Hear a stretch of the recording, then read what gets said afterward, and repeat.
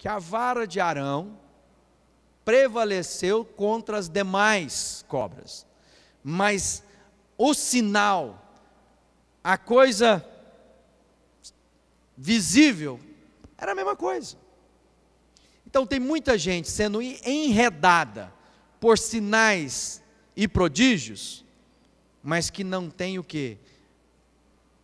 Deus por trás dessas coisas. Mas tem um inferno, que é para iludir, que é para enredar, que é para amarrar, que é para continuar prisioneiro. O que acontece a partir dali? Agora começa um embate de poderes. Nos próximos capítulos aí você vai ver o quê? Deus começa a disciplinar o Egito. Primeira praga que Deus manda. O que ele manda? A água se torna sangue. O que aconteceu? Faraó chamou de novo os magos de plantão. O que eles fizeram? Mesma coisa. Transformaram a água em sangue. Aí, vai lá, Deus manda outra. Aí o coração do faraó ficou mais duro ainda. Falou, é isso, rapaz, você tem Deus, eu tenho os magos aqui. Os magos fizeram com que a água virasse sangue. Aí Deus manda a praga das rãs. O faraó chama de novo os magos dele. O que aconteceu? Os magos trouxeram as rãs também. Mesma coisa. Agora a coisa começa a mostrar o poder de Deus. Vieram a praga dos piolhos. Os magos foram chamados. O que aconteceu? Não deram conta de fazer. Aí os magos começam a perceber que havia algo mais profundo. E os magos começam a aconselhar Faraó. Faraó, isso tem dedo de Deus. Esse povo aí não está brincando. Faraó, agora aqueles que eram os prodigiosos, começam a se submeter a uma força superior. E é isso que nós precisamos entender. Quando há um embate de céu e inferno, não há uma equivalência de forças. Trevas e luz não são duas forças que se equivalem, como se nós tivéssemos, o diabo fosse equivalente a Deus. Não, amado, o diabo foi criado por Deus. O diabo, no final, assim como o Faraó, é um vaso para destinar disciplina. O diabo não pode contra o Criador. Então não é aquela força oriental que a gente vê, equilíbrio das forças, mal e bem se equivalem. Não, amado. O império das trevas está dentro do reino de Deus. Deus é o Criador de todas as coisas. Se tem alguma coisa nesse mundo, ela subsiste porque Deus permite. Não há nada que está fora do controle de Deus. E aí Deus começa a manda as moscas. Primeira vez, sabe o que acontece quando começa a entrar as moscas? O faraó começa a pedir oração, irmão. A figura do diabo vai lá e fala assim, fala lá com Deus e ore por mim. Vou deixar vocês irem, mas vocês orem por mim. Olha só a negociação.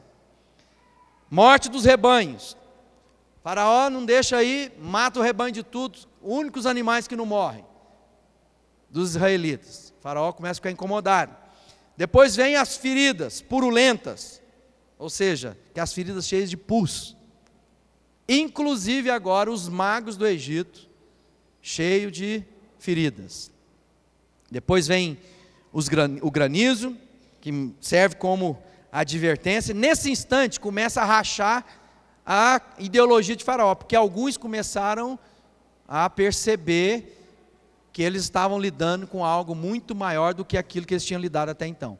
Alguns começam até a ouvir os conselhos, porque o Moisés e o Arão falaram assim, vocês vão guardar, tira os animais do campo, senão o povo vai morrer, os animais vão morrer com as pedras que cairão dos céus. Alguns dos egípcios guardaram seus animais. Depois vieram os gafanhotos, e aí agora Faraó começa a negociar.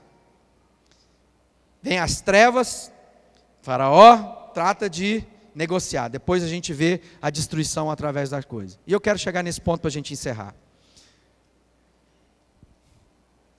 Tudo isso, de embate de força, Faraó começou a perceber que não era capaz. E o inferno sabe que se você avançar contra a porta, o diabo não pode contra a sua vida. Quem está em Cristo, o maligno não toca.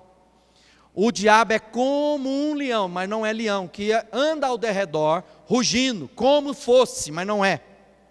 O diabo sabe que aquilo que está em Cristo,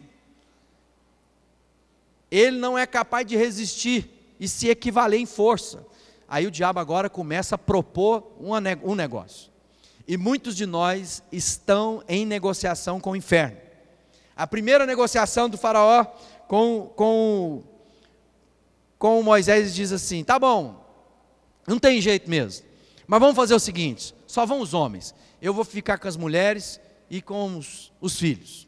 Vocês podem ir embora, vocês podem ganhar o mundo, você vai tratar dos seus negócios, você vai ficar rico, mas não preocupa com família não, deixa sua família para o lado. E muitas vezes nós temos vendo gente que bem sucedida, sem família. Deixaram os seus filhos nas mãos do faraó. O povo está me atrapalhando, essa família me atrapalha. Eu sou uma pessoa bem sucedida e esse povo aqui, essa mulher ficou muito aquém do quem eu sou hoje. Sou agora um cara doutor, né, bem sucedido. Essa mulher está da mesma época que eu andava de fusquinha. Eu estou andando de Mercedes. Tem cultura, eu não, estou transitando. Larga essa mulher para lá. Esses filhos, não quer saber de filhos, filhos só dá trabalho. Pode ficar com o inferno mesmo. Há um rei de Israel, que um dia Deus falou que ia disciplinar ele, mas falou assim: mas o que eu vou fazer com você vai vir nos seus filhos. Sabe o que o rei fez? Ainda bem que não é comigo, vai acontecer com os meus filhos. Tem muita gente falando muito, ainda bem que não é comigo, ainda bem que vai ser problema dos meus filhos.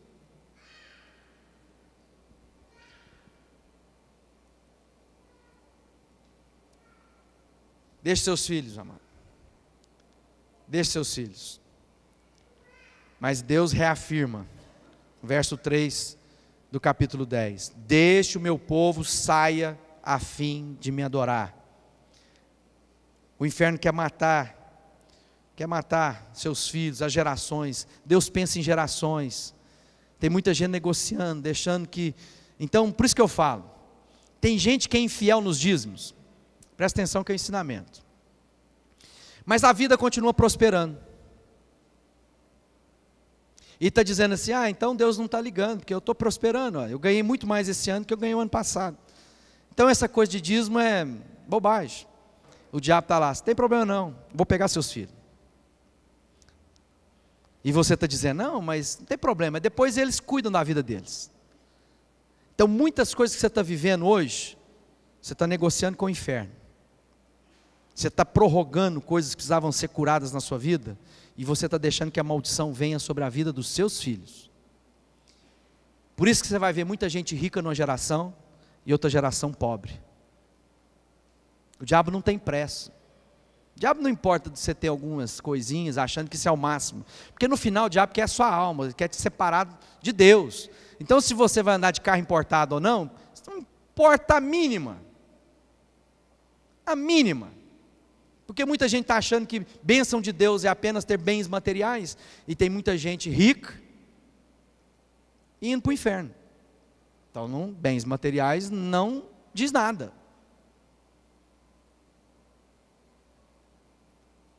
Aí ele diz assim: tá bom.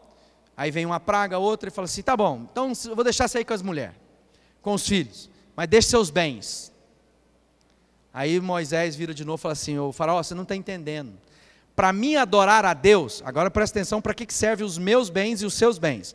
Para que a gente adore a Deus, eu preciso dos meus bens. E muita gente, para não perder os bens, está ficando no Egito. Fala: não, faraó, então você não quer deixar eu levar os bens? Então eu fico aqui. Porque afinal de contas aqui eu tenho algum bem. Eu vou desfrutar dessa vida. Os bens que estão nas nossas vidas só têm um objetivo quando Deus nos liberta: prestar culto a Deus. Aí eu te pergunto: você cultua a Deus com os seus bens? Você beneficia outras casas, outras famílias, você divide aquilo que Deus está colocando na sua mão? Ou você está aprendendo apenas a painelar, melhorar, construir para si mesmo?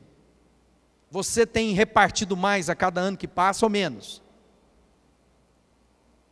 Você tem sido fiel na porção que Deus colocou na sua vida? Ou você prefere não adorar a Deus para não ficar longe dos seus bens? Então eu vou ficar no Egito. E o faraó falou, não, vocês podem ir embora, larga só aqui, ó, seus bens, suas vacas, seus bezerros, suas ovelhas, não precisa levar não, está aí no capítulo 10. Verso 24, aí o rei mandou chamar a Moisés e lhe disse, vocês podem adorar a Deus, levem também suas mulheres e seus filhos, mas as ovelhas, as cabras e o gado ficarão aqui.